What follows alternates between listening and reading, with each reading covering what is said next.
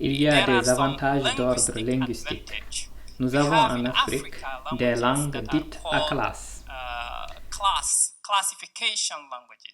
Elles ont ce qu'on appelle des classes et c'est un phénomène très partagé par les langues africaines.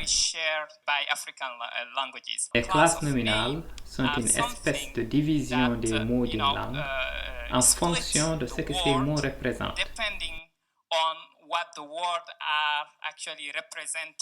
Quels objets, quelles idées, quelles images. Par exemple, prenons le cas du pulaar. Les liquides sont classifiés par flamme. Cela veut dire que vous avez des suffixes qui sont intégrés dans les mots pour renseigner sur leurs propriétés.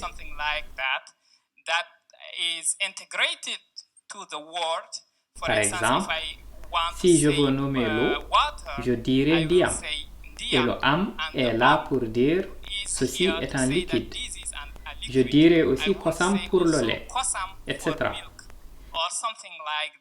Et cela est une propriété physique que la langue est en train de suivre.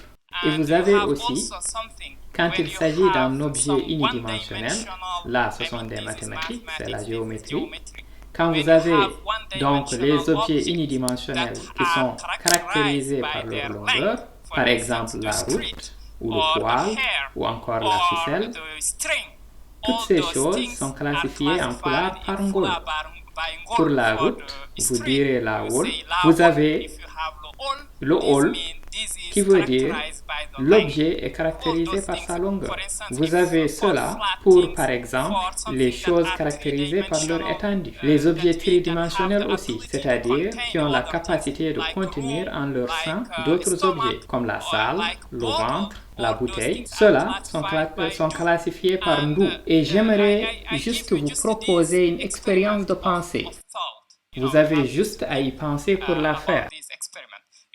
Prenez un enfant qui n'a jamais vu et ne connaît pas ce qu'est une ficelle, et il ou elle, excusez-moi, cette différenciation de genre n'existe pas dans ma langue, je vais donc utiliser elle. C'est le woman power. Donc, disons, elle ne connaît pas ce qu'est une ficelle, ni ce qu'est un melon. Et vous prenez ces deux objets et les mettez dans une pièce vide. Et vous lui dites d'aller chercher la ficelle. Si vous lui donnez l'ordre en pulaar ou toute autre langue africaine ayant cette caractéristique, elle va identifier le nom Ogol avec les autres objets qu'elle connaît et qui ont la même forme.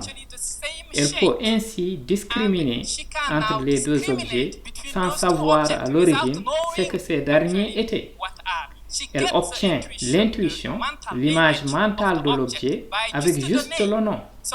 Cela veut dire que nous avons des langues qui nous aident à savoir ce que nous ignorons. Et cette capacité y est intégrée. C'est ce que j'appelle la puissance linguistique des langues africaines. Et nous avons en quelque sorte choisi de l'ignorer. Cela est vraiment dommage.